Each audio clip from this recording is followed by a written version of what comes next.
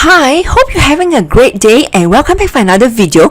This video, I just want to talk about the BlockFi, right? The most recent changes to its deposit accounts in crypto. So, as you can see, this is the BlockFi website, right? Now, in the BlockFi website, they still show a 6.2% interest for if you deposit your crypto, which is Bitcoin and Ether with them.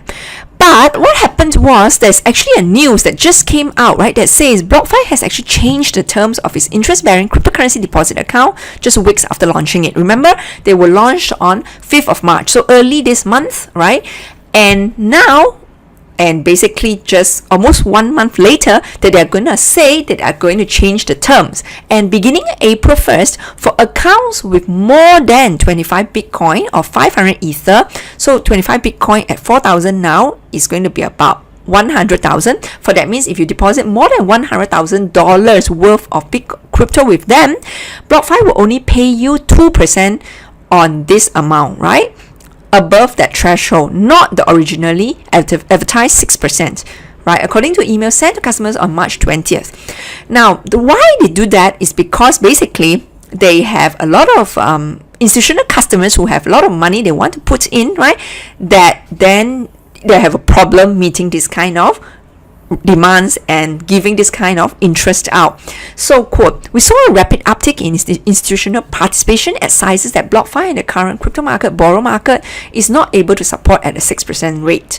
Generally, large depositors would have a core meeting with us before depositing, and we would tell them not to contribute more than $1 million for the time being. We started to see institutional accounts created, followed by deposits well over $1 million, which is not who we think of as our core clients and not the type of activity we want at this time.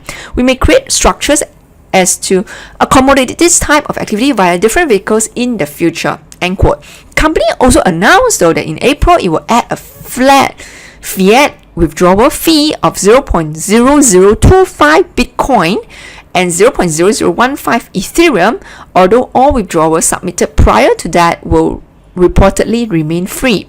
These small adjustments are necessary to ensure that this interest account, BlockFi interest account, can support as many clients as possible while maintaining high quality services we provide to the average crypto customer, BlockFi explained. No, so few things to unpack here. One is that, right, so this is again the other thing. When BlockFi launched their 6.2% crypto interest account, they're going to give you back interest in crypto. It has a lot of fanfare, right? And at that time, I already made a video and I put the description of the link of the video in the description below as well, that there's a lot of, more than what you see in the surveys. It is too good to be true. Why? Because the interest is high, there are risks, right? Yes, I believe that they will pay you the interest, but there are risks, right? So first, your money is not guaranteed. So I understand that they're regulated, but then there's still that risk, yeah? Second, though, although it says withdrawal is generally within the same day, they also say they can have up to 7 days to give you back the money. So in a bull rally market, when Bitcoin, let's say, double up in price over the 7 days, at what price are they going to give you? That is the key question that they have not yet been able to answer, right? And of course, that they are lending out your crypto to institutional customers. That is what they already say very transparently.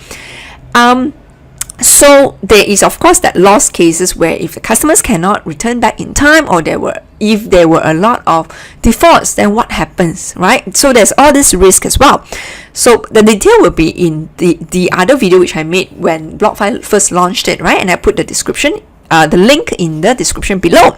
Now there's also another clause which they say they can is there flexibility to change their terms at any time, and this is exactly what happened. Just after 1 month launch, they are already changing their terms because they are not seeing profitability. If a lot of people deposit at 6%, then it is very good.